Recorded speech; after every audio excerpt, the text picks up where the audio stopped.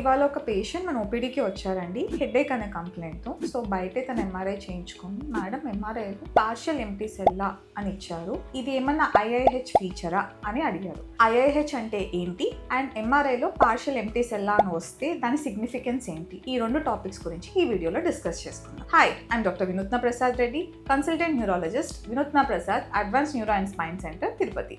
ఐఐహెచ్ idiopathic intracranial hypertension, ఇది ఒక form of headache అండి. ఇది ఎందుకు వస్తుంది అంటే మన బ్రెయిన్లో సిఎస్ఎఫ్ అనే వాటర్ క్వాంటిటీ ఉంటుంది, దాంట్లో ప్రెషర్ ఇంక్రీజ్ అవ్వడం వల్ల వచ్చే headache. So as the name suggest, దీనికి పర్టికులర్ కాజ్ అంటూ ఉండదు, అంటే it's an idiopathic cause.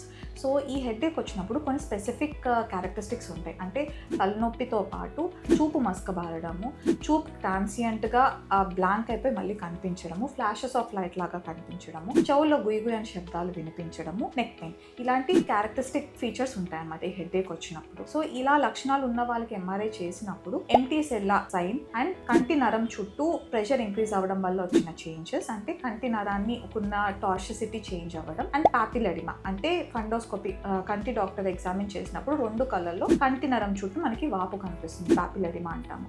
So ఇవన్నీ లక్షణాలు కలిపితేనే అది ఐఐహెచ్ ఉంది అని నిర్ధారణకు వస్తాము. సో కొన్ని స్కానింగ్స్లో ఇన్సిడెంటల్ ఫైండింగ్గా మనకి పార్షియల్ ఎంటీ సెల్లా అని కనిపిస్తుంది. సో వాళ్ళలో ఈ హెడేక్కి సంబంధించిన లక్షణాలు లేకుండా ఆ సైన్ మాత్రమే కనిపిస్తే అది ఐఐహెచ్గా మనం పరిగణనలోకి తీసుకోము. సో హెడేక్ క్యారెక్టరిస్టిక్స్ ఉండి ఎంఆర్ఐలో ఫైండింగ్స్ వస్తేనే ఐఐహెచ్గా తీసుకుంటాము.